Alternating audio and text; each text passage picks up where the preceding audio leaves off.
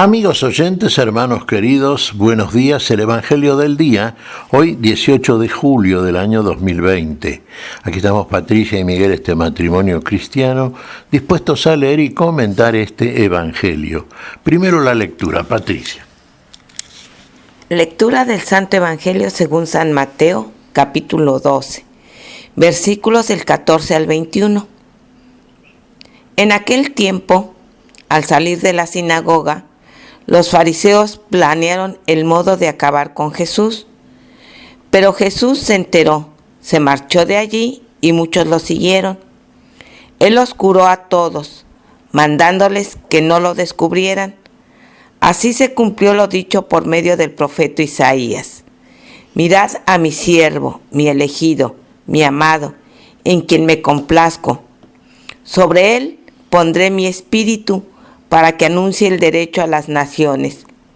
No porfiará, no gritará, nadie escuchará su voz por las calles. La caña cascada no la quebrará, la mecha vacilante no la apagará, hasta llevar el derecho a la victoria. En su nombre esperarán las naciones. Palabra del Señor. Gloria a nuestro Señor Jesucristo. En su nombre esperarán las naciones. El Señor vino por todos y para todos. Algunos creían, particularmente estos fariseos que se mencionan en este Evangelio, creían que exclusivamente el rey eterno, el rey que venía, el Mesías, era para el pueblo de Israel. Grave error, ellos que se decían conocedores de la Escritura y la ley de Moisés, porque no entendían aquello que tiene que ver con Dios siempre. Dios es absoluto, es eterno, es para todos, es por todos, es para todo el mundo. Y para todas las naciones venía este que fue anunciado por los profetas. Entre ellos acá está mencionado una de las profecías de Isaías. He aquí mi siervo, mi amado, mi elegido, en él esperarán las naciones. Él es el elegido, él es el Mesías. Estaba anunciado proféticamente, claro, la ley y los profetas que de mí hablan, y estaba ahí el Mesías. Había muchos que no creían, por lo menos algunos que no creían. Y entre ellos estos fariseos, que eran probablemente la secta más poderosa en tiempo en que nuestro Señor vino a nosotros.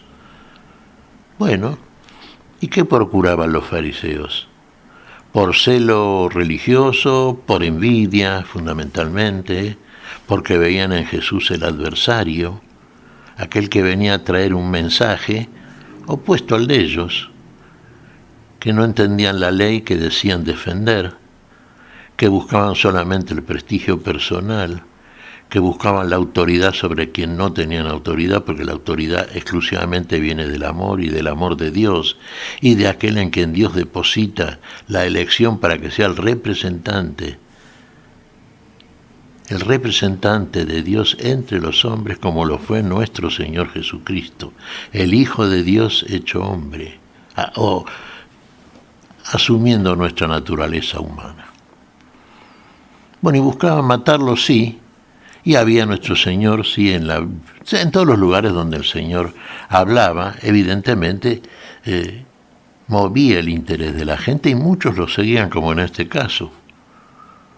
El discurso de Jesús no había agradado demasiado a los fariseos, como de costumbre, porque ni siquiera lo habían escuchado con interés. A priori ya, más que considerarlo como un impostor, que era la manera en que públicamente lo señalaban, lo veían como un peligro para su prestigio así autoritario. Querían ser respetados, ocupar los primeros lugares. Sabemos todo lo que tiene que ver con lo que fariseísmo significa, en el significado que le dio no a todos, sino a algunos de ellos nuestro Señor, hipócritas. Se ponían la máscara de la piedad, de la inocencia, del respeto a Dios y a la ley de Dios, y sin embargo no respetaban ni la autoridad, que no les pertenecía por otra parte, era la falta de respeto que tenían, ni a Dios, que mandaba a hacer una cosa que ellos no hacían. Decían bien porque repetían de memoria la Escritura, pero no hacían lo que decían. porque no lo sabía y porque todo fundamentalmente no se puede saber la voluntad de Dios cuando se desconoce el amor al prójimo. Y en Jesús sabía todo lo contrario. Y cuando salió de la sinagoga, nos dice el relato, fue seguido por mucha gente. Y fíjense, los curó a todos. El signo real, ¿no es cierto?, de la autoridad del Mesías. ¿Y qué les mandó el Señor? Que no salieran a publicar estas cosas, que no salieran a gritar, ¿no? Me curó de esto, de aquello, de lo otro, Él es el Mesías, Él es el verdadero enviado del Padre. No, en silencio. El Señor no hacía publicidad, no quería hacer proselitismo. El Señor evangelizaba, el Señor comunicaba el amor de Dios. Y como signos de esa fe y de ese amor que piden nosotros hacia el Dios que nos ama a todos por igual, como signos tenía así precisamente los prodigios, los milagros que hacía, las curaciones. Había curado anteriormente, recordemos, antes de salir de la sinagoga, a un hombre paralizado de su costado, de su brazo. Claro, los fariseos habían visto esto.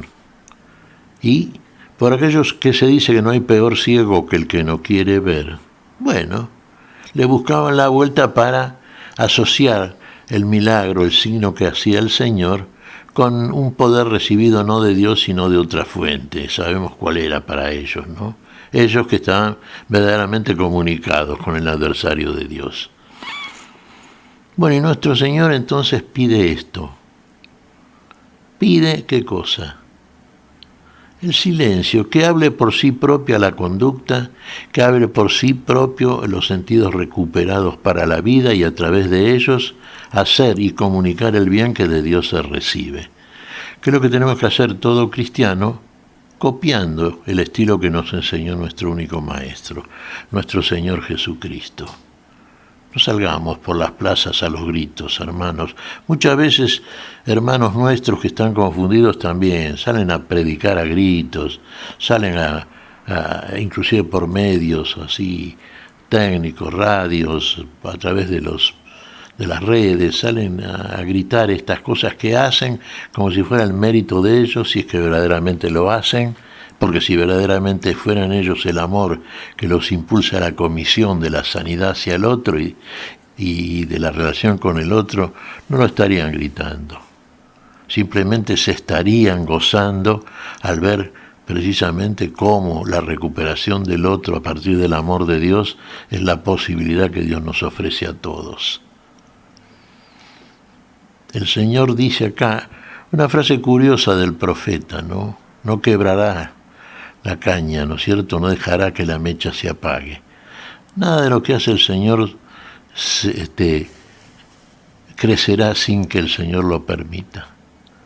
Y todo aquello que es incipiente en nosotros va a crecer hasta que se consume, porque el Señor viene a ser por todos el acto que los conduce a la vida plenamente consumada. Para aquellos que lo siguen, como estos que salían con el Señor del templo. Tener esto en cuenta siempre. San Juan nos dice, el que ama verdaderamente, el que cumple el precepto santo de la ley del amor, debe andar en este mundo como el Señor anduvo. ¿Andamos así, hermanos?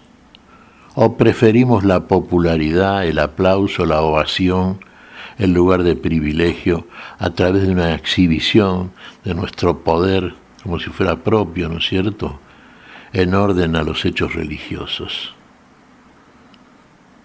No olvidemos esto, Hay más sabiduría en callar con oportunidad que en hablar o gritar con elocuencia. Seamos en ese sentido como el Señor, humildes, sencillos de corazón.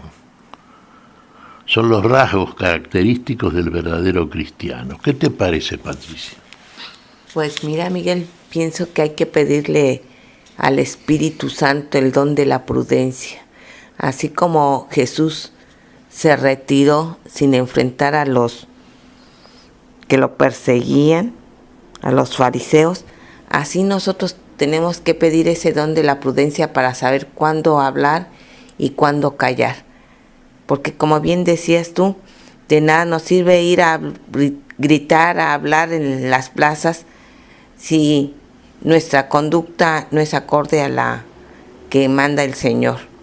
Y podemos confundir a muchas personas que posiblemente quieran seguir al Señor y al ver nuestra incongruencia se alejen de Él. Hay que pedirle la prudencia al Espíritu Santo. Efectivamente, y claro, son virtudes cardinales, ¿no es cierto? Son virtudes cristianas que se hacen cuando uno es verdaderamente un cristiano, cuando verdaderamente habita en él el Dios por el espíritu de amor con que nos envía o que nos envía a cada uno de los suyos.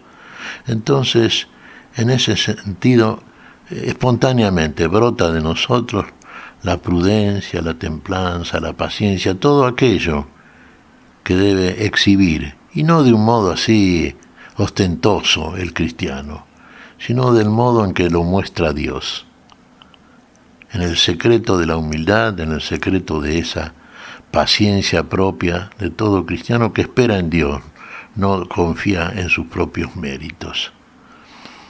¿Qué te parece si agradecemos al Señor? Muy bien, Miguel. Te damos gracias, Padre Celestial, en el nombre santo de nuestro Señor Jesucristo. Te damos gracias, Padre, te pedimos perdón por nuestras faltas. Señor, pedimos tu bendición para este día, tu espíritu de humildad, tu espíritu de templanza, de paciencia. En tu nombre santo lo hacemos, Señor. Por Jesucristo, Señor nuestro. Amén. Y amén.